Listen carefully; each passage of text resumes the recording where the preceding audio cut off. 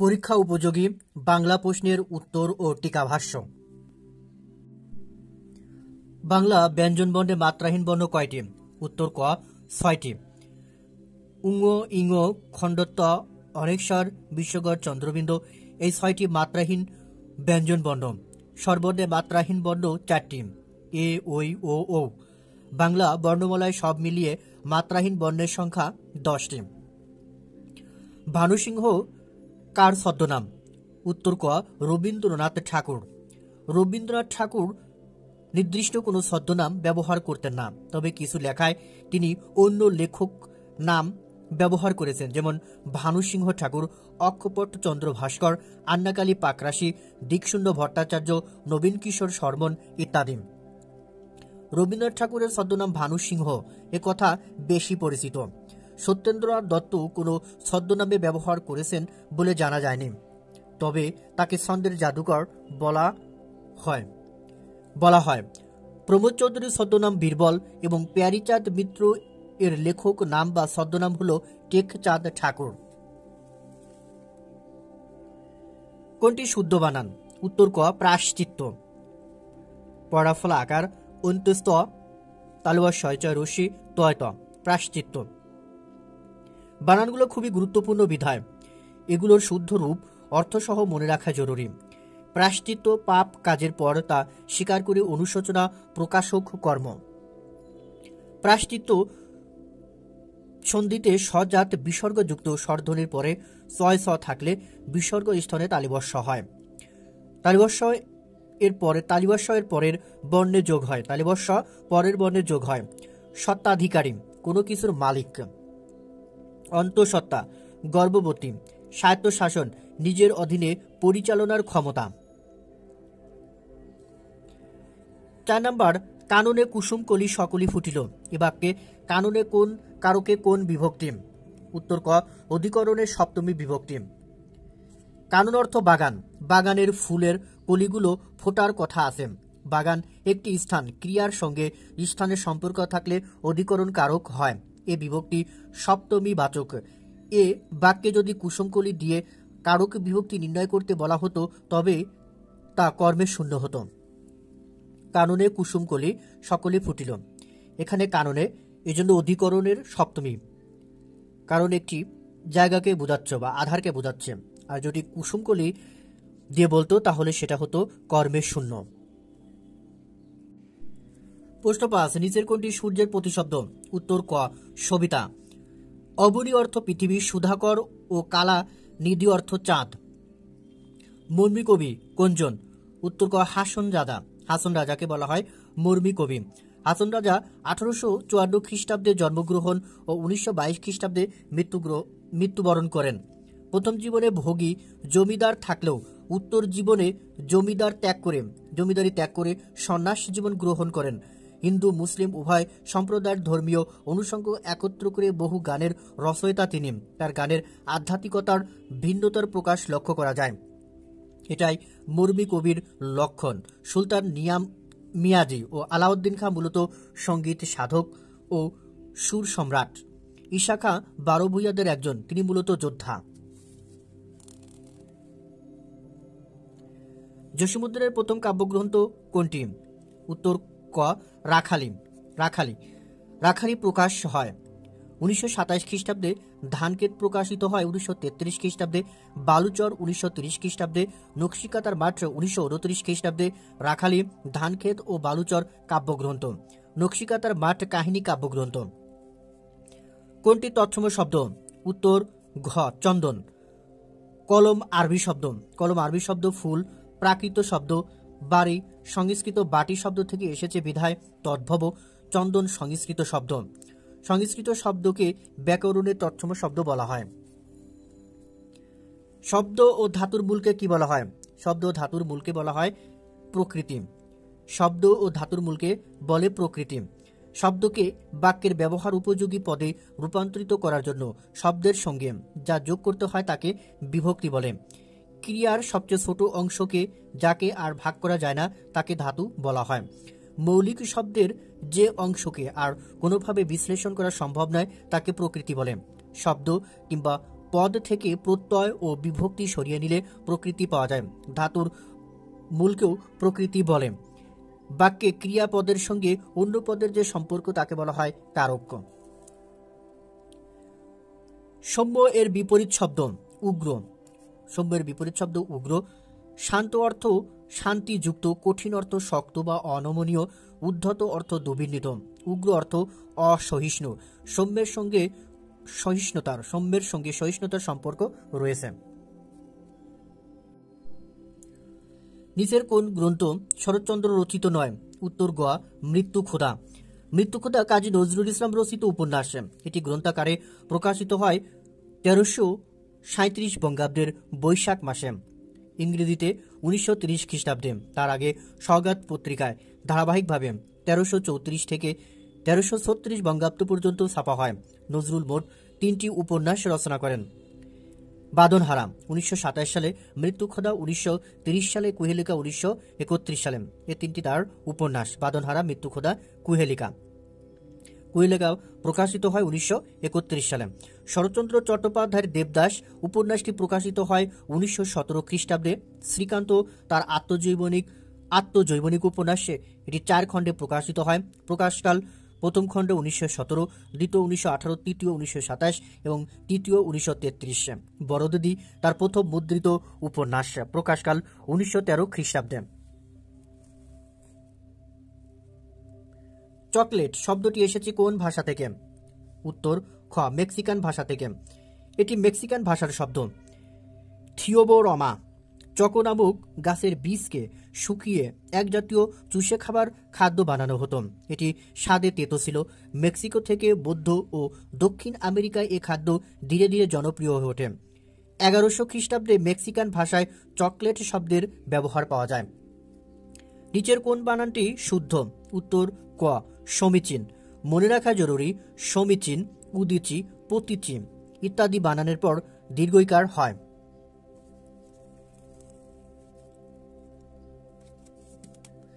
14 কাজী নজরুল ইসলাম রচিত উপন্যাস কোনটি? উত্তর ক বাঁধনহারা।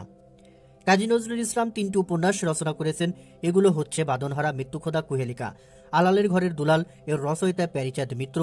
তার প্রথম গ্রন্থ প্রকাশকাল 1858 খ্রিস্টাব্দ। দুর্গেশ নন্দিনী বঙ্কিমচন্দ্র চট্টোপাধ্যায়ের প্রথম উপন্যাস। প্রকাশকাল 1865 খ্রিস্টাব্দ। 15 নম্বর কোথায় স্বর্গ কোথায় নরক উপন্যাসটির রচয়িতা? উত্তর ঘ ফজলুল করিম। কবির নাম শেখ ফজলুল করিম। অনেকে ফজলুলকে ফজলুল লিখে থাকেন, সেটা ভুল। জ্ঞানদাস মধ্যযুগের বৈষ্ণব পদাবলীর কবি ছিলেন। কালিদাস সংস্কৃত সাহিত্যের প্রখ্যাত কবি।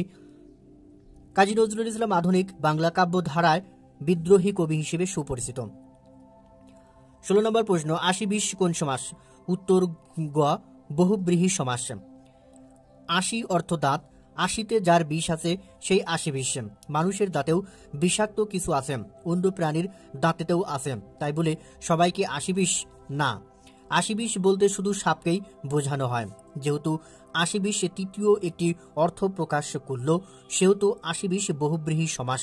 তবে এটা ব্যাধিকরণ বহুব্রীহি, কারণ এর পূর্ব বা পর কোনো পদই বিশেষণ নয়। 80-20 এর ব্যাসবাক্য হল 80তে 20 যার।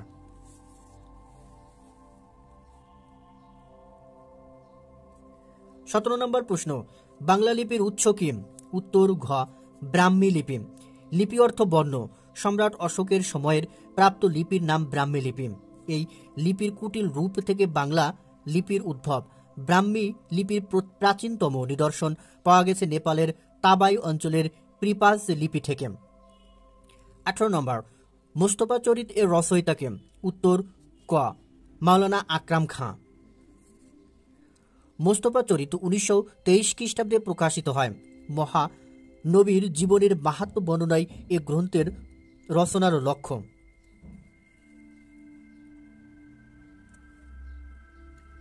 দারোগা কোন শব্দ? উত্তর গ ফার্সি শব্দ। দারোগা ফার্সি শব্দ। ফার্সিকে অনেকে ফার্সি বানানেও লিখে থাকেন। পারস্যের ভাষা বলে অনেকে পার্সি, অনেকে পার্সি লিখে থাকেন, সবই শুদ্ধ। সম্প্রতি দারোগা শব্দটির ব্যবহার কমে গিয়ে পুলিশ ইন্সপেক্টর ব্যবহৃত হচ্ছে। বাংলা সাহিত্যে প্রথম মুসলিম নাট্যকার রচিত নাটক কোনটি? উত্তর খ জমিদার দর্পণ। মীর মোশাররফ হোসেন রচিত রত্নবতী 1869 খ্রিস্টাব্দে প্রকাশ পায়। এটি কোনো মুসলিম রচিত প্রথম গদ্য গ্রন্থ। জমিদার দর্পণ তারই লেখা নাটক। জমিদার দর্পণ নাটকটি প্রকাশিত হয় 1873 খ্রিস্টাব্দে। এর আগে বাঙালি মুসলিম লেখক নাটক রচনা করেননি। কৃষ্ণকুমারী মাইকেল মধুসূদন দত্তের লেখা নাটক প্রকাশ পায় 1831 খ্রিস্টাব্দে। আর আয়না আবুল ফজল বা আবুল মনসুর আহমেদ রচিত গদ্য গ্রন্থ বের হয়েছে 1935 খ্রিস্টাব্দে। 21 নম্বর প্রশ্ন, দৈনিক নবযুগ পত্রিকার সম্পাদক কে? উত্তর খ কাজী নজরুল ইসলাম। দৈনিক নবযুগ ছিল সান্ধ্য দৈনিক। 1920 এ প্রকাশ পায়। পরে এর সঙ্গে যুক্ত ছিলেন কমিউনিস্ট নেতা মুজাফর আহমেদ ও শেরে বাংলা একে ফজলুল হক। কাজী নজরুল ইসলাম ধূমকেতু 1922, নাঙ্গল 1925 নামে আরও দুটো পত্রিকার সম্পাদনা করেন। রবীন্দ্রনাথ ঠাকুরের সাধনা 1894 খ্রিস্টাব্দ, ভারতী 1898 খ্রিস্টাব্দ, বঙ্গদর্শন 1901, তত্ত্ববোধিনী 1911 পত্রিকার সম্পাদনা করেন। মৌলানা আকরাম খাঁ মাসিক মোহাম্মদী 1903, দৈনিক জামান 1920, দৈনিক সেবক 1921, দৈনিক আজাদ 1936 পত্রিকার সম্পাদনা করেন। মোজাম্মেল হক মাসিক লহরী এবং মুসলিম ভারত পত্রিকার সম্পাদক ছিলেন। বাংলা ভাষার প্রথম সংবাদপত্র কোনটি? 22 নম্বর প্রশ্ন, বাংলা ভাষার প্রথম সংবাদপত্রের নাম কি? উত্তর গ সমাচার দর্পণ। 1818 খ্রিস্টাব্দে সামান্য আগে 1818 খ্রিস্টাব্দের সামান্য আগে পরে দিগদর্শন, সমাচার দর্পণ, বাঙ্গাল গেজেট নামে 3টি পত্রিকা প্রকাশ পায়। এই 3টি পত্রিকায় 1818 খ্রিস্টাব্দে প্রকাশিত হয়। পরে যে উত্তরগুলো প্রদত্ত হয়েছে তাতে ঠিক উত্তর সমাচার দর্পণ। বিদ্রুপ এ ব্যাপারে ভালোভাবে বুঝবার জন্য দেখো অধ্যাপক সৌমিত্র শেখরের রচিত বাংলা ভাষা ও সাহিত্য জিজ্ঞাসা গ্রন্থের বাংলা পত্র পত্রিকা অধ্যায়। সুশিক্ষিত লোকমাত্রই স্বশিক্ষিত উক্তিটি কার? উত্তর ঘ প্রমোদ চৌধুরী। প্রমোদ চৌধুরীর প্রকৃত উক্তিটি হল সুশিক্ষিত ব্যক্তিমাত্রই স্বশিক্ষিত, অর্থাৎ পুঁথিগত বিদ্যার চেয়ে অর্জিত শিক্ষার গুরুত্ব অনেক বেশি। উক্তিটি তার বইপড়া প্রবন্ধের অন্তর্গত।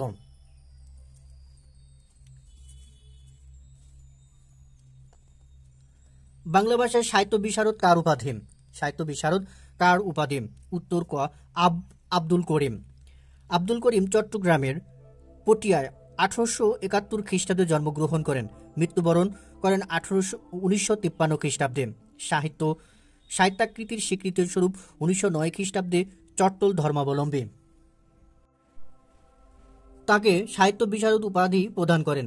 আবুল ফজল মুক্তবুদ্ধির চিরসজাগ প্রহরী। ঈশ্বরচন্দ্র গুপ্ত যুগ সন্ধির কবি। গোলাম মোস্তফা কাব্য সুধাকর সীতারা ইমতিয়াজ নামে আখ্যায়িত করা হয়। কোন বর্ণ মিলে মধ্যাংশ যুক্ত বর্ণটি গঠিত হয়েছে? উত্তর ঘ মধ্যাংশ প্লাস মূর্ধন্য। অনেকে মনে করেন স্বীয় যুক্ত বর্ণের ইউ আছে, এটা ভুল ধারণা। এখানে মধ্যাংশ এর সঙ্গে মূর্ধন্য আছে।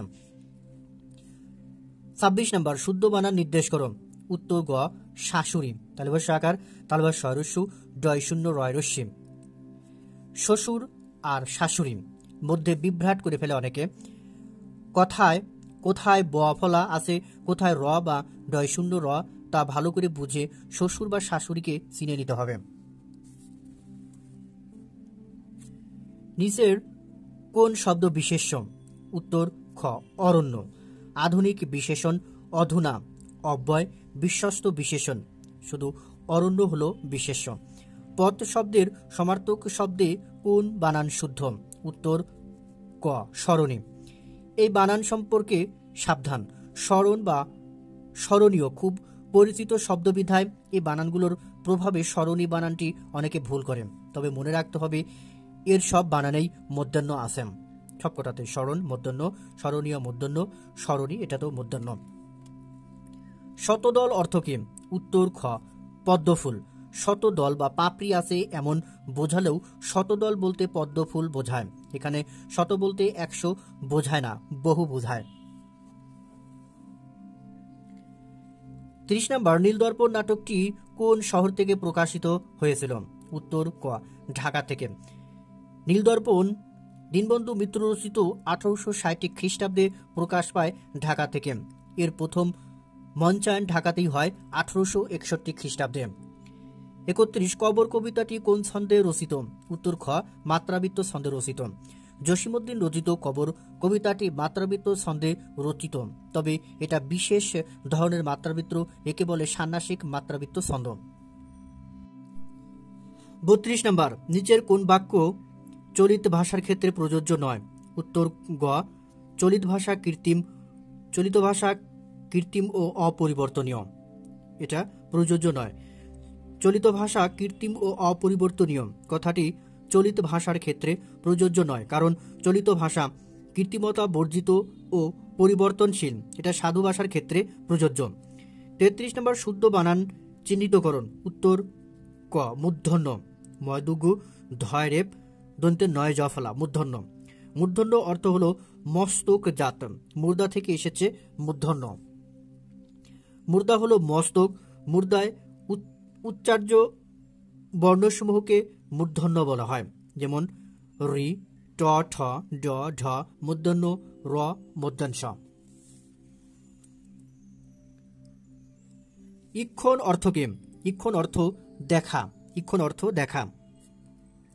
সংস্কৃত ইক্ষ বা দেখা থেকে ইক্ষণ শব্দের উদ্ভব। এখানে মূর্ধন্য বসবে, কারণ যুতক্ষ ভাঙলে কয় মূর্ধন্য হয়, আর মূর্ধন্য এর পরের সর্বদা মূর্ধন্য বসে। ইক্ষণ, ইক্ষণ বানানটি আমরা লক্ষ্য করব, দিগ্গই যুতক্ষ মূর্ধন্য ইক্ষণ। কোন বাক্যে যৌগিক ক্রিয়ার উদাহরণ নেই? উত্তর গ, মা শিশুকে চাঁদ দেখাচ্ছেন। একটির বেশি ক্রিয়া দিয়ে তৈরি ক্রিয়াপদকে যৌগিক ক্রিয়া বলে, যেমন এখন যেতে পারো। এখানে যাওয়া ও পারা দুটি ক্রিয়া ব্যবহার হয়েছে। অনুরূপভাবে তে হওয়া ও থাকা, ঘতে করা ও হওয়া ব্যবহার হয়েছে।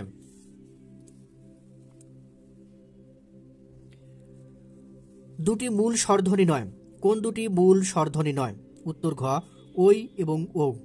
মূল স্বরধ্বনি বা মৌলিক স্বরধ্বনি 7টি। এগুলো হলো রস্যই, এ, এ, আ, স্বরেয়া, স্বরেয় ও রস্য। 37 নম্বর, নিচের কোনটি সরল বাক্য তা চিহ্নিত করো। উত্তর গ, ইহাদের মতো রূপবতী রমণী আমার অন্তপুরে নাই। এটি সরল বাক্য। সহজ কথা, সরল বাক্যে সাপেক্ষতা থাকবে না। বাক্যটি ঈশ্বরচন্দ্র বিদ্যাসাগরের শকুন্তলা গ্রন্থ থেকে গৃহীত হয়েছে। 38 নম্বর প্রশ্ন, অনুষঙ্গ অনুসর্গ সম্পর্কে কোন বাক্য সঠিক নয়? উত্তর ক, ধাতুর পূর্বে বসে নতুন নতুন শব্দ গঠন করে। অনুসর্গ কখনো ধাতুর পূর্বে বসে না।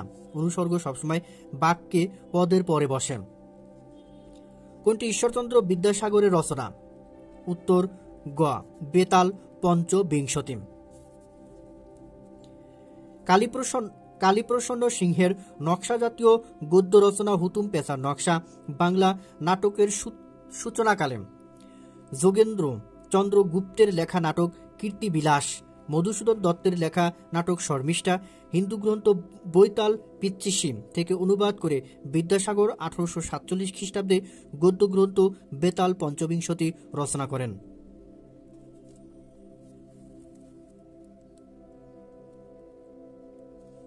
আমার সন্তান যেন থাকে দুধে ভাতে। বাংলা সাহিত্যের কোন কাব্যে বাঙালি এর প্রার্থনা ধ্বনিত হয়েছে? উত্তর ক, অন্নদামঙ্গল। মধ্যযুগের শেষ কবি ভারতচন্দ্র রায়গুণাকর রচিত অন্নদামঙ্গল কাব্যে ঈশ্বরী পাটনি নামের এক চরিত্রের মুখ দিয়ে লেখক এ কথা উচ্চারণ করিয়াছেন। পদ্মাবতী কাব্যের লেখক আলাওল, পদ্মাবতী নাটকের লেখক মধুসূদন দত্ত, অশ্রুমালার লেখক কায়কোবাদ, মধ্যযুগে লাইলি মজনু নামে কাব্য লেখেন দৌলত উজির বাহরাম খান। পুঁথি সাহিত্যের প্রাচীনতম লেখককে? উত্তর খ, দৌলত কাজী। দৌলত কাজীর জীবনকাল 1600 থেকে 1638 খ্রিস্টাব্দ। আলাওলের জীবনকাল 1607 থেকে 1680 খ্রিস্টাব্দ। সৈয়দ হামজা জীবনকাল 1733 থেকে 1807 খ্রিস্টাব্দ। মোহাম্মদ কবিরের মধুমালতী ছাড়া আর কোনো গ্রন্থ আবিষ্কৃত হয়নি। এ কবির জীবন সম্পর্কে তেমন কিছু জানা যায় না। মধুমালতী রচনাকাল নিয়েও মতান্তর আছে। 42 নম্বর, নিচের কোনটি ঠিক তা চিহ্নিত করো। উত্তর গ, যদ্যবি আমার গুরু আহমদ ছফার লেখা। নন্দিত নরকে উপন্যাসটি লেখে হুমায়ুন আহমেদ। আরেক ফাল্গুন লেখে জহির রায়হানের রচনা। সমসত্বক উপন্যাসটি রচয়িতা শহীদুল্লাহ কায়সার। নন্দিত নরকে লিখেছেন হুমায়ুন আহমেদ। আরেক ফাল্গুন জহির রায়হান। সমসপ্তক শহীদুল্লাহ কায়সারের লেখা। 43 নম্বর, যৌতুক প্রথা প্রাধান্য পেয়েছে কোন গল্পে। উত্তর ক, হৈমন্তী গল্পে। রবীন্দ্রনাথ ঠাকুরের হৈমন্তী গল্পে হৈমন্তীর মৃত্যুর মধ্য দিয়ে যৌতুক প্রথার করুণ পরিণতি তুলে ধরেছেন। কেউ কেউ বলে থাকেন গল্পে হৈমন্তীর মৃত্যুর জন্য দায়ী তৎকালীন সমাজ ব্যবস্থা। সমাজ দায়ী হলেও অপুর নির্লিপ্ততা ও স্ত্রীর প্রতি দায়িত্বহীনতাও হৈমন্তীর মৃত্যুর জন্য দায়ী। শুধু সমাজের দোষ দিয়ে পুরুষ পরিত্রাণ পেতে চায়। বিলাসী ও মহেশ শরৎচন্দ্রের লেখা ছোট গল্প। কোরবানি নজরুলের লেখা কবিতা। 44 নম্বর, নিচের কোন বাক্যের বিশেষণ আছে। উত্তর খ, ঘটনা চক্রে তারা চোর সন্দেহে জেলে গেছে। বিশেষণ শুধু পদকে বিশেষায়িত করে না, অনেক সময় পুরো বাক্যকেও বিশেষায়িত করে, তখন তাকে বাক্যের বিশেষণ বলে। এখানে ঘটনা চক্রে বাক্যের বিশেষণ, কিন্তু কতে ভালো ছাত্রের, গতে কাঁচা মিঠা আমের এবং ঘতে অতি বন্যার বিশেষণ, এগুলো পুরো বাক্যকে বিশেষায়িত করছে না। 45 নম্বর প্রশ্ন, জহির রায়হানের আরেক ফাল্গুন উপন্যাসটির পটভূমি কি ছিল বা পটভূমিকা কি। এটি উত্তর গ, 21শে ফেব্রুয়ারির ভাষা আন্দোলন। আরেক ফাল্গুন উপন্যাসের পটভূমি 21শে ফেব্রুয়ারির ভাষা আন্দোলন। 1955 খ্রিস্টাব্দের 21শে ফেব্রুয়ারি শহীদ দিবস পালনের অভিজ্ঞতাকে নির্ভর করে জহির রায়হান তার আরেক ফাল্গুন উপন্যাস রচনা করেন। উপন্যাসটি প্রকাশিত হয় 1968 খ্রিস্টাব্দে। জসীমউদ্দিনের কোন কাব্যগ্রন্থ বিভিন্ন ভাষায় অনুদিত হয়েছে। উত্তর গ, নকশিকাঁথার মাঠ। গ্রন্থটি অন্তত 9টি ভাষায় অনুদিত হয়েছে। প্রথম ইংরেজি অনুবাদ হয় 1929 খ্রিস্টাব্দে ফিল্ড অব দ্য এমব্রয়ডারিড কুয়েল্ট নামে। এটি অনুবাদক E.M. মিলফোর্ড। 27 নম্বর প্রশ্ন, দুধে ভাত উৎপাত আখতারুজ্জামান ইলিয়াসের একটি গল্প গ্রন্থ। গল্পগ্রন্থটি 1885 খ্রিস্টাব্দে প্রথম প্রকাশ পায়। এই লেখকের পৃথক কোনো কাব্যগ্রন্থ ও নাট্যগ্রন্থ নেই। 48 নম্বর প্রশ্ন, সংবাদ প্রভাকর পত্রিকার প্রতিষ্ঠাতা সম্পাদক ছিলেন। উত্তর খ, ঈশ্বরচন্দ্র গুপ্ত। সংবাদ প্রভাকর সাপ্তাহিক সংবাদপত্র হিসেবে 1831 খ্রিস্টাব্দের 28শে জানুয়ারি কলকাতা থেকে প্রকাশিত হয়। কবি ঈশ্বরচন্দ্র গুপ্ত ছিলেন এর সম্পাদক। ঈশ্বরচন্দ্র বিদ্যাসাগর সর্বশুভকারী 1850 পত্রিকার সম্পাদক ছিলেন। ঈশ্বরচন্দ্র বিদ্যাসাগর সর্বশুভকারী যেটি 1850 সালে প্রকাশিত হয়েছিল, এই পত্রিকার সম্পাদক ছিলেন ঈশ্বরচন্দ্র বিদ্যাসাগর। একখানি ছোট ক্ষেত আমি একেলা রবীন্দ্রনাথের কোন কবিতার চরণ। উত্তর গ, সোনার তরী। সোনার তরী 1894 সালে কাব্যগ্রন্থের নাম কবিতা সোনার তরী। এ কবিতার বিখ্যাত চরণ, একখানি ছোট ক্ষেত আমি একেলা চারিদিকে বাঁকা জল করিছে খেলা। কাব্যের অধিকাংশ কবিতা পদ্মা বিধৌত পূর্ববঙ্গের পটভূমিতে লেখা। বুদ্ধদেব বসু 50 নম্বর প্রশ্ন, বুদ্ধদেব বসু কোন দশকের কবি হিসেবে খ্যাত। উত্তর ক, 30 দশকের কবি। বুদ্ধদেব বসু বিংশ শতকের 30 দশকের কবি। জন্ম 30শে নভেম্বর 2008। তিনি ঢাকা বিশ্ববিদ্যালয় ইংরেজি বিভাগের ছাত্র ছিলেন এবং ইংরেজিতে সে সময় রেকর্ড নম্বর পেয়েছিলেন। তার রচিত কবিতা গ্রন্থের নাম বন্দির বন্দনা, কঙ্কাবতী, দয়মন্তী, স্বাগত বিদায়, একদিন চিরদিন, পেরেকের গান ইত্যাদি। 51 নম্বর প্রশ্ন, কোন গ্রন্থ প্রকাশের মাধ্যমে বাংলা সাহিত্যের নতুন যুগের সূচনা হয়? উত্তর খ বেতাল পঞ্চবিংশতি। বেতাল পঞ্চবিংশতি হিন্দি বৈতাল পিচ্চির বঙ্গানুবাদ 1847। ঈশ্বরচন্দ্র বিদ্যাসাগর প্রণীত এ গ্রন্থ নতুন যুগের সূচনা করেন, কারণ আধুনিক গদ্য ভাষ্য এই গ্রন্থেই চূড়ান্তভাবে দেখা যায়। ভ্রান্তিবিলাস 1869 খ্রিস্টাব্দে, প্রভাবতী সম্ভাষণ 1892 সালে প্রকাশিত হয়। রক্তাক্ত প্রান্তর ও রক্তকরবী লিখেছেন যথাক্রমে মুনির চৌধুরী ও রবীন্দ্রনাথ ঠাকুর। রক্তাক্ত প্রান্তর 1962 মুনির চৌধুরীর প্রথম পূর্ণাঙ্গ মৌলিক নাটক। পানিপথের তৃতীয় যুদ্ধের ঘটনা অবলম্বনে 3 অঙ্ক বিশিষ্ট এ নাটকটি রচিত। রক্তাক্ত প্রান্তর, যেটি 1962 সালে প্রকাশিত হয়, মুনির চৌধুরীর প্রথম পূর্ণাঙ্গ মৌলিক নাটক। পানিপথের তৃতীয় যুদ্ধের ঘটনা অবলম্বনে 3 অঙ্ক বিশিষ্ট এই নাটকটি তিনি রচনা করেন। রক্তকরবী 1926 রবীন্দ্রনাথের একটি সাংকেতিক নাটক। 1330 বঙ্গাব্দে আশ্বিন সংখ্যায় প্রবাসী পত্রিকাতে প্রকাশিত হয় রক্তাক্ত করবী এই সাংকেতিক নাটকটি 1330 বঙ্গাব্দে। 53 নম্বর প্রশ্ন, বিদ্রোহী বালিকা বধূ জমিলা কোন উপন্যাসের চরিত্র? উত্তর গ লাল সালু। মা রুশ লেখক ম্যাক্সিম গোর্কির লেখা। উপন্যাসটি রুশ লেখক ম্যাক্সিম গোর্কির লেখা। গাভী বৃত্তান্ত আহমদ সফার লেখা। লাল সালু ও চাঁদের অমাবস্যা লিখেছেন সৈয়দ ওয়ালিউল্লাহ। লাল সালু 1948 সালে কলকাতা থেকে প্রকাশিত হয়। জমিলা মজিদের দ্বিতীয় স্ত্রী। উপন্যাসে জমিলা বিদ্রোহিণী, প্রতিবাদের প্রতীক। অন্যান্য চরিত্র মজিদ, আমেনা, খালেক ব্যাপারী, রহিমা তাহেরের বাপ। উপন্যাসটি টিরি উইথাউট রুটস নামে অনুদিত হয় 1967 সালে।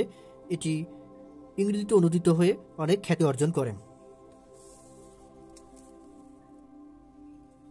54 নম্বর প্রশ্ন, নিচের কোনটি বিশ্বকবি রবীন্দ্রনাথ ঠাকুরের একটি বিখ্যাত কবিতার নাম? উত্তর খ ছবি রবীন্দ্রনাথ ঠাকুরের বলাকা, যেটি 1916 সালে প্রকাশিত হয়েছিল। আর এই বলাকা কাব্যগ্রন্থের একটি বিখ্যাত কবিতা। 55 নম্বর, ঈশ্বরচন্দ্র গুপ্ত সম্পর্কে কোন বক্তব্যটি সর্বাধিক গ্রহণযোগ্য? উত্তর ঘ দুই যুগের মিলকারী বা যুগ সন্ধিক্ষণের কবি ছিলেন তিনি। মধ্যযুগের শেষ প্রতিনিধি ভারতচন্দ্র রায় এবং আধুনিক যুগের প্রথম পুরুষ মাইকেল মধুসূদন দত্ত, এই দুই মনীষীর মধ্যবর্তীকালে ঈশ্বরচন্দ্র গুপ্তের আবির্ভাব, যে কারণে তাকে দুই যুগের মিলকারী বলা হয়।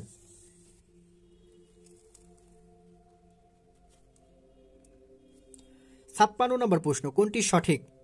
উত্তর গ সন্দেশ একটি পত্রিকা, এটি সঠিক।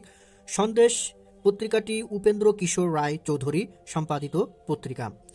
সম্পাদকের মৃত্যুর পর তার পুত্র সুকুমার রায় এই পত্রিকা সম্পাদনা করেন। গোরা ও শেষের কবিতা রবীন্দ্রনাথের উপন্যাস। শেষ প্রশ্ন হল শরৎচন্দ্র চট্টোপাধ্যায়ের উপন্যাস। 57 নম্বর প্রশ্ন, রবীন্দ্রনাথ ঠাকুর তার পূরবী কাব্য কাকে উৎসর্গ করেছিলেন? উত্তর গ ভিক্টোরিয়া ওকাম্পোকে। পূরবী 1925 সালে প্রকাশিত হয়। আর্জেন্টিনার লেখক ভিক্টোরিয়া ওকাম্পোকে উৎসর্গ করেন, তবে ভিক্টোরিয়াকে রবীন্দ্রনাথ বিজয়া নামে অভিহিত করেন। 58 নম্বর প্রশ্ন, প্রমোদ চৌধুরী একজন প্রাবন্ধিক। প্রমোদ চৌধুরীর প্রধান পরিচয় তিনি একজন প্রাবন্ধিক। পরীক্ষার উত্তরের জন্য এটাই ঠিক।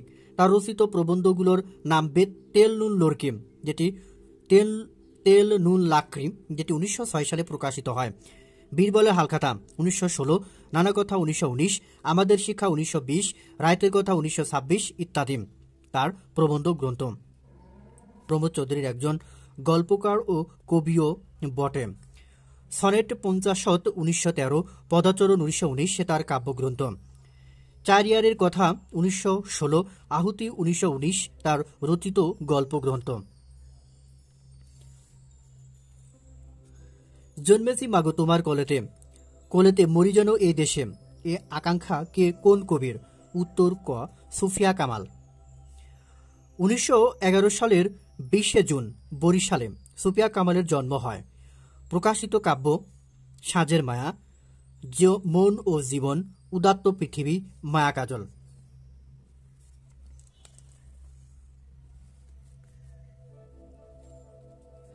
7 নম্বর প্রশ্ন, মীর মোশাররফ হোসেনের জীবনকাল কোনটি?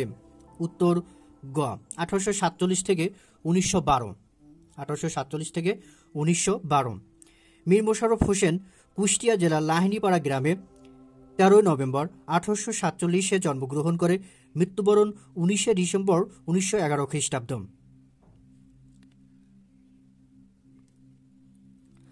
61 নম্বর, জ্ঞান যেখানে সীমাবদ্ধ, বুদ্ধি সেখানে আড়ষ্ট, মুক্তি সেখানে অসম্ভব। এই উক্তিটি কোন পত্রিকার প্রতিসংখ্যায় লেখা থাকত? উত্তর গ শিক্ষা পত্রিকায়। মুসলিম সাহিত্য সমাজ থেকে 1927 খ্রিস্টাব্দে শিখা নামে একটি বার্ষিক মুখপত্র প্রকাশিত হয়। প্রথম বর্ষের সম্পাদক আবুল হোসেন শিক্ষা পত্রিকার প্রচ্ছেদে অগ্নিশিখা ও নামপত্রে প্রতিষ্ঠানের স্লোগান মুদ্রিত হতো। পরপর 5 বছর শিক্ষা পত্রিকা প্রকাশিত হয়।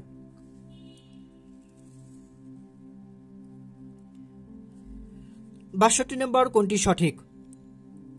উত্তর ঘ 71 দিনগুলি জাহানারা ইমাম।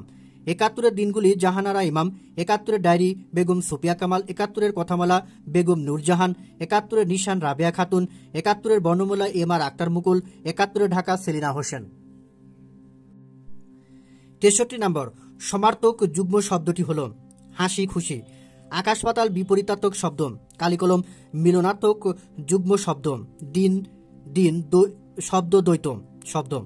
হাসি খুশি এটি সমার্থক শব্দ যুগল। আকাশ পাতাল বিপরীতার্থক, কালিকলম মিলনার্থক, দিন দিন শব্দ দ্বৈত। 64 নম্বর, দ্বারা দিয়া হইতে থেকে এগুলোকে বলে অনুসর্গ অব্যয়। যে সকল অব্যয় শব্দ বিশেষ্য ও সর্বনাম পদের বিভক্তির মতো বসে কারকবাচকতা প্রকাশ করে তাদের অনুসর্গ অব্যয় বলে। যথা ওকে দিয়ে এ কাজ হবে না, এটি পদান্বয়ী অব্যয় নামেও পরিচিত। দ্বারা দিয়া হইতে থেকে এগুলোকে বলে অনুসর্গ অব্যয়। 65 নম্বর, নিচের কোন বাক্যে ভালো বিশেষ্য হিসেবে ব্যবহৃত হয়েছে? উত্তর ঘ নিজের ভালো কে না চায়।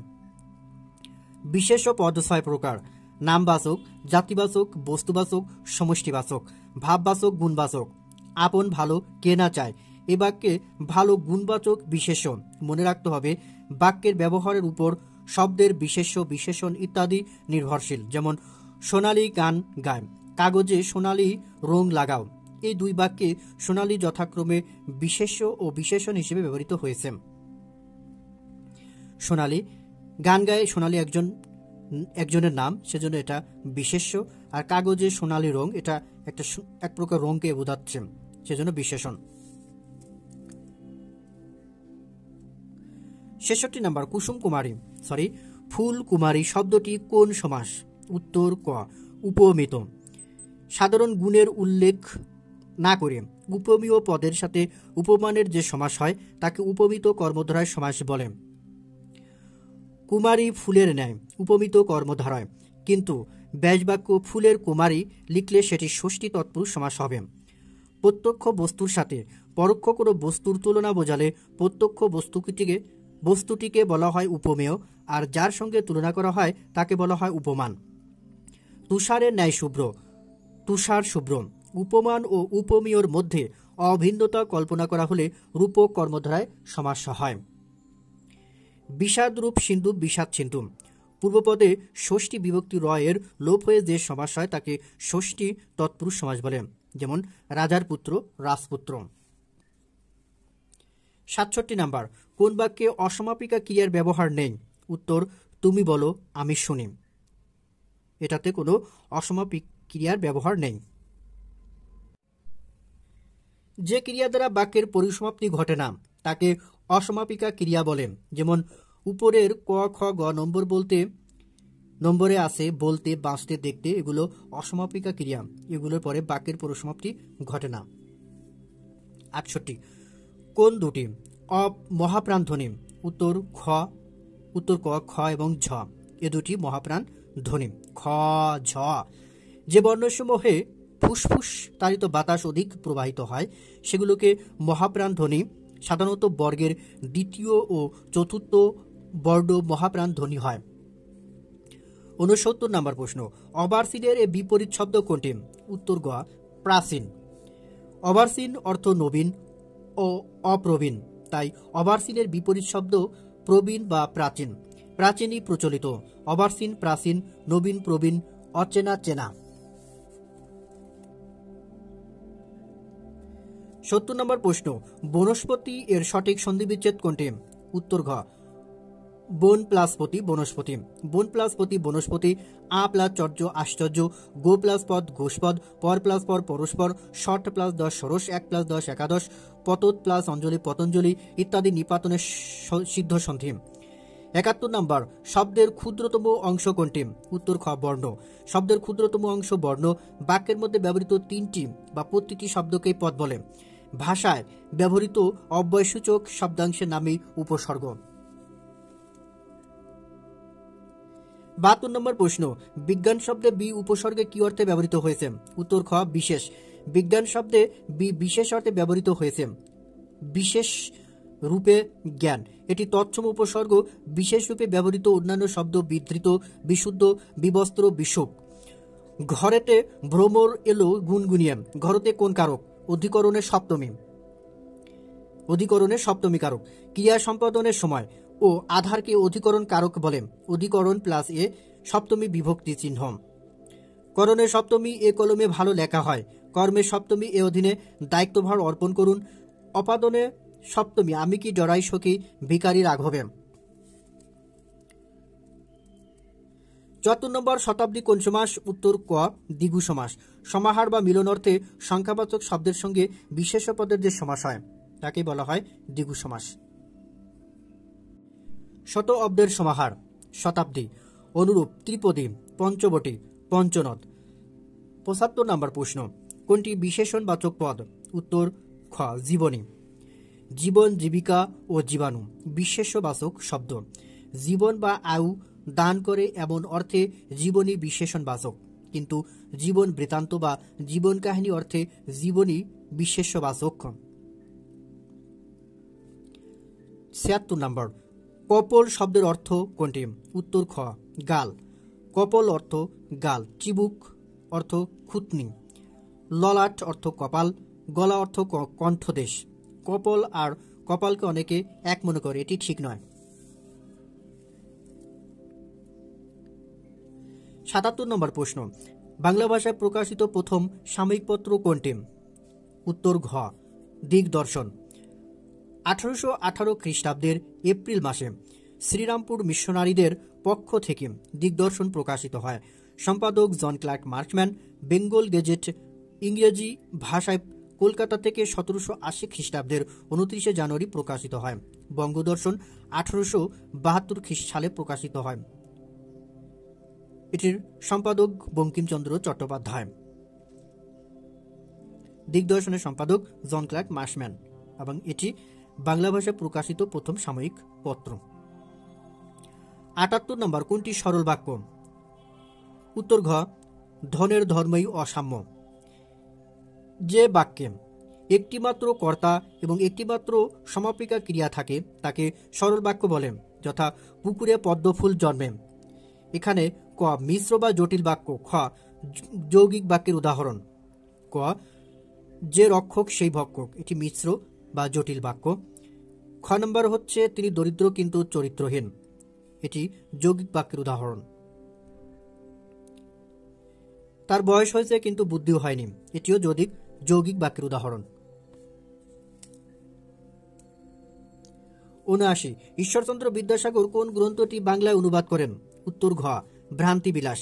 ভ্রান্তিবিলাস শেক্সপিয়রের কমেডি অফ ইরোর্সের বঙ্গানুবাদ। 1869 মুক্তারমণি বশীকরণ Munier Chowdhury the taming of the shrew William শেক্সপিয়রের অনুবাদ করেন।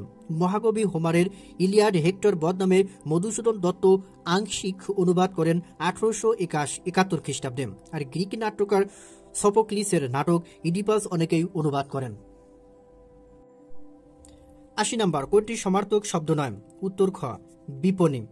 গৃহের অন্য সমার্থক শব্দ আলয়, আবাস, নিকেতন, বাটিকা, সদন। বিপণী অর্থ দোকান। অন্য নম্বরের শব্দের অর্থের সাথে বিপণীর অর্থগত মিল নেই। 81, দর্শনীয় শব্দের সঠিক সন্ধিবিচ্ছেদ কোনটি? উত্তর ক দৃশ প্লাস অনীয়, দর্শনীয়। দৃশ এবং ধাতু। দৃশ যখন ধাতু হয় তখন তীর চিহ্ন চিহ্নিত হবে। প্রকৃতি প্রত্যয়ের ক্ষেত্রে ধাতু চিহ্ন দৃশ্যটি দৃশ, ঠিক আছে। সন্ধিবিচ্ছেদে বিশেষ করে ব্যঞ্জন সন্ধিতে ধাতুর মতো শব্দ মূল থাকে, যেমন সিন প্লাস হ, সিংহ। শট প্লাস যন্ত্র, ষড়যন্ত্র। এখানেও দৃশ্য শব্দমূল এবং অনীয় প্রত্যয় সদৃশ, তাই দৃশ বা অনীয় মিলে সন্ধি হয় দর্শনীয়। এরকম সন্ধির উদাহরণ ব্যঞ্জন সন্ধি অংশে খুবই দেখা যাবে, সেগুলো অধ্যয়ন করা দরকার।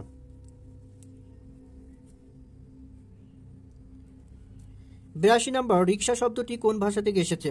উত্তর গ জাপানি ভাষা থেকে। জাপানি ভাষার শব্দ হলো রিক্সা, জুডো, হাসনাহেনা ইত্যাদি। ফরাসি ভাষার শব্দ কার্তুজ, কুপন, ডিপো, রেস্তোরাঁ। পর্তুগিজ ভাষা আনারস, আলপিন, চাবি, পাউরুটি ইত্যাদি। ওলন্দাজ ইস্কাপন, টিক্কা, হরতন, রুইতন। 83 নম্বর, কোনটি শুদ্ধ বাক্য? উত্তর ক গণিত খুব কঠিন বা জটিল। শুদ্ধ হবে গণিত খুব জটিল। আকণ্ঠ পর্যন্ত, এটা ভুল। এ সৌন্দর্য ছেড়ে কোথাও নড়িতে ইচ্ছা হয় না, এটা ভুল। নৌকার স্রোতে ভাসিয়া চলিয়াছিলাম। 4টা অপশনে ভুল আছে, এখানে কঠিনের পরিবর্তে জটিল হবে, গণিত খুব জটিল। আকণ্ঠ শব্দের অর্থ কণ্ঠ পর্যন্ত, সুতরাং শুদ্ধ হবে কণ্ঠ পর্যন্ত ভোজন করলাম বা আকণ্ঠ ভোজন করলাম। গ নম্বরে সাধুচলিত মিশ্রণ ঘটেছে, শুদ্ধ হবে ইচ্ছায়ের পরিবর্তে ইচ্ছে হবে। আর নৌকার স্রোতে না হয়ে নৌকা এবং স্রোত, নৌকা স্রোত, নৌকার নয় নৌকা হবে, নৌকা স্রোতে ভাসিয়া চলিয়াছিল।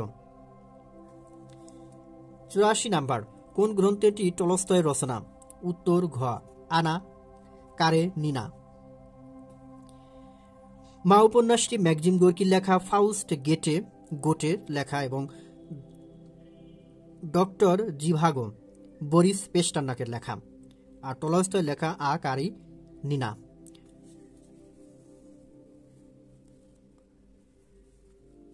85 নম্বর প্রশ্ন, কোনটি শুদ্ধ বানান? উত্তর খ সান্ত্বনা, দন্ত্য সয়াকার, দন্ত্য নয় তয় ব, দন্ত্য নয়াকার। বানানটি সাবধানে মনে রাখা প্রয়োজন।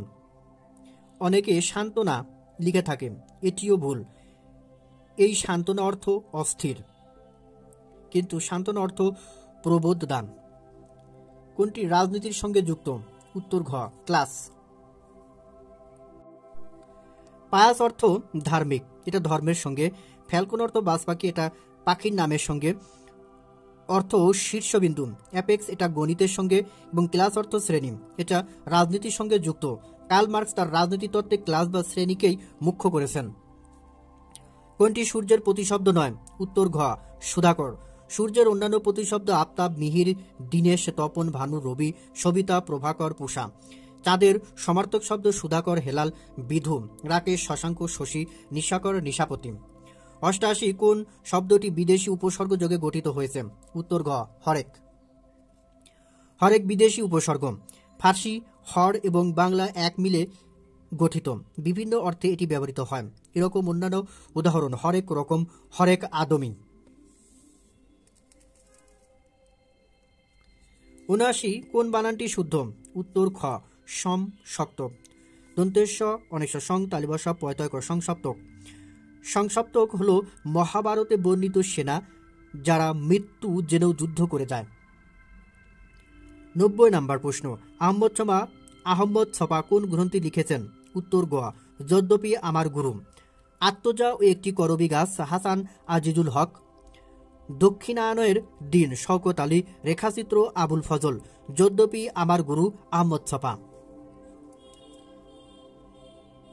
1991 প্রশ্ন, সাহিত্যে নোবেল পুরস্কার প্রত্যাখ্যান করেছিলেন জাঁ পল সার্ত্রে। মানবতাবাদী ঐতিহাসিক পাল সিডনেস্টিকার বাক আমেরিকায় জন্মগ্রহণ 26শে জুন 1892 জন্মগ্রহণ করলেও তার পিতামাতার সঙ্গে শৈশব থেকে তিনি চীন দেশে থাকেন। উল্লেখযোগ্য গ্রন্থ দি গুড আর্থ, দি মাদার, কাম মাই বিলাভেট ইত্যাদি। 1938 সালে তিনি সাহিত্যে নোবেল পুরস্কার পান। 1973 সালের 6 মার্চে তিনি মারা যান। তার লেখার মধ্য দিয়ে চীন দেশকে পশ্চিম বেশি করে জানার সুযোগ পায়। সল বেলো 1915 থেকে 2005 মার্কিন যুক্তরাষ্ট্রের একজন খ্যাতনামা ঔপন্যাসিক। তিনি ইহুদি বংশোদ্ভূত। দ্বিতীয় বিশ্বযুদ্ধের সময় তিনি লেখনী ধারণ করেন।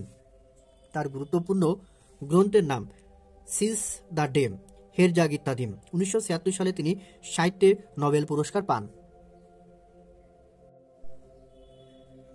ফার্সি লেখক ও দার্শনিক জাপল সাত্রে 1905 থেকে 1980 দ্বিতীয় বিশ্বযুদ্ধে অংশ নেন এবং নাৎসি বাহিনীর হাতে ধরা পড়ে কোনোভাবে বেঁচে যান। অস্তিত্ববাদী দর্শনের জনক তিনি।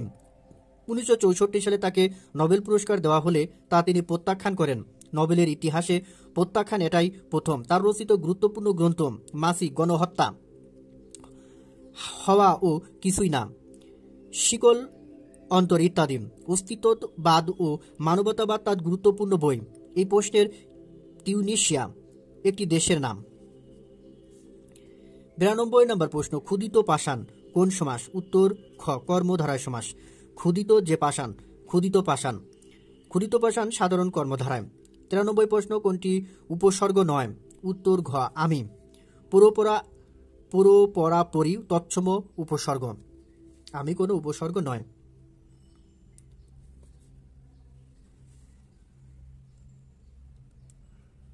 94 কোনটি শুদ্ধ বানান? উত্তর খ, সন্ন্যাসী। দন্তেশ্বর দন্তের নয় জাফলা আকার দন্তেশ্বর কি সন্ন্যাসী। বানানটি বিশেষভাবে খেয়াল রাখা প্রয়োজন। বাংলা উপন্যাসে সন্ন্যাসী চরিত্র অনেক আছে, তাই এর বানান পরীক্ষা আসতে পারে। একবার ফল দিয়ে যে গাছ মারা যায় তাকে বলা হয় ঔষধি। ঔষধি হলো ঔষধ সংক্রান্ত, আর ঔষধি শব্দের সঙ্গে এর বানান ও ধারণার পার্থক্য আছে। অন্নপুষ্টা কোন পাখিকে বলা হয়? উত্তর কোকিল। অন্যের দ্বার পুষ্ট যে, অন্যের দ্বারা পুষ্ট পাখি তাকে বলা হয় কোকিল।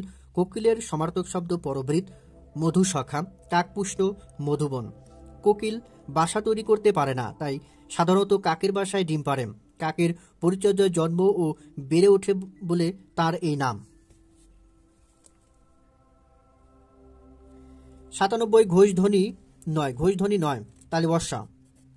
উচ্চারণের সময় স্বরতন্ত্রী অনুনীত হলে ঘোষধ্বনি হয়, যেমন গ, ঘ, বর্গের জ, ঝ, ড, ঢ। বর্গের তৃতীয়, চতুর্থ, পঞ্চম ধ্বনি ঘোষধ্বনি, তালে বর্ষা শেষ ধ্বনি।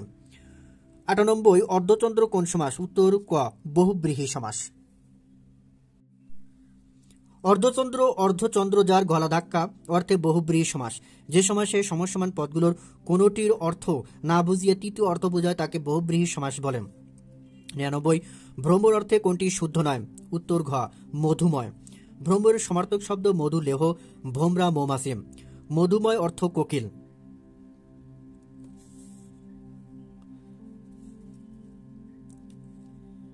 100 নম্বর প্রশ্ন, পাণিনি কে ছিলেন? উত্তর ঘ, বৈয়াকরণিক। পাণিনি খ্রিস্টপূর্ব 5ম শতকের সংস্কৃত ব্যাকরণ প্রণেতা, বিখ্যাত বৈয়াকরণিক। তার বিখ্যাত ব্যাকরণের নাম অষ্টাধ্যায়ী। ধন্যবাদ সবাইকে এতক্ষণ সঙ্গে থাকার জন্য। আজকের আয়োজন যদি আপনাদের ভালো লেগে থাকে অবশ্যই লাইক, কমেন্ট এবং শেয়ার করবেন, আর চ্যানেলটি সাবস্ক্রাইব করে রাখবেন পরবর্তী ভিডিও দ্রুত পাওয়ার জন্য। আর কোনো তথ্য যদি ভুল থেকে থাকে অবশ্যই কমেন্টসের মাধ্যমে জানাবেন, আমি সঠিক উত্তর দেওয়ার চেষ্টা করব ইনশাল্লাহ।